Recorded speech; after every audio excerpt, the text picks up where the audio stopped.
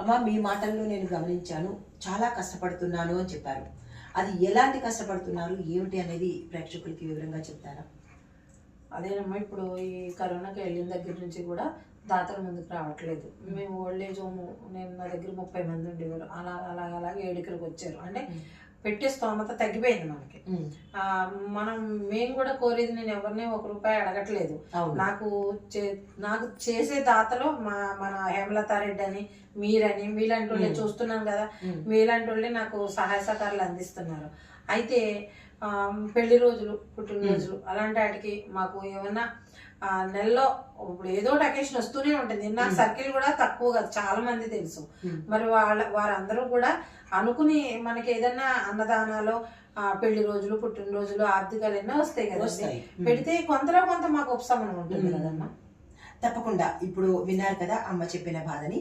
మన ఇంట్లో ఇందులో ఉన్న వాళ్ళు, ఈ వీడియో చూసిన వాళ్ళు ప్రతి అకేషన్ని ఇక్కడ వీళ్ళ మధ్య కనుక మనం జరుపుకున్నట్టయితే భగవంతుడి ఆశీస్సులతో పాటు సేవలు కూడా మనము మన చిన్నపిల్లల చేత ఎంకరేజ్ చేసినట్టు ఉంటుంది. ఈ కార్యక్రమాన్ని పురస్కరించుకొని ప్రతి ఒక్కళ్ళు, ఈ వీడియో చూసిన ప్రతి ఒక్కళ్ళు స్పందించి మీ కార్యక్రమాలు, సంతోషకరమైన కార్యక్రమాలన్నీ ఈ ఓల్డేజ్ హోమ్లో చేసుకున్నట్టయితే వాళ్ళతో పాటు మా ఆశీస్సులు పొందడంతో పాటు 1-2 నిమిషాలు వాళ్ళతో గడిపినట్టయితే ఆ ఆనందం అలవి కానిది. ప్రతి ఒక్కళ్ళం ఇలాంటి కార్యక్రమాలు చేద్దామా? నేను కూడా గతంలో చేశాను, ఇప్పుడు కూడా చేస్తున్నాను, చేస్తూనే ఉంటాను. మనం కూడా ఒక ఒట్టులాగా పెట్టుకుని ముందంజ వేద్దాము. ఇది చూసిన ప్రతి ఒక్కళ్ళు స్పందించండి.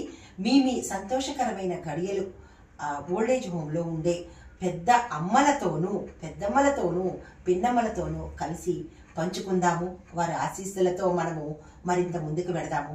చేద్దామా? చేద్దాం. నమస్తే.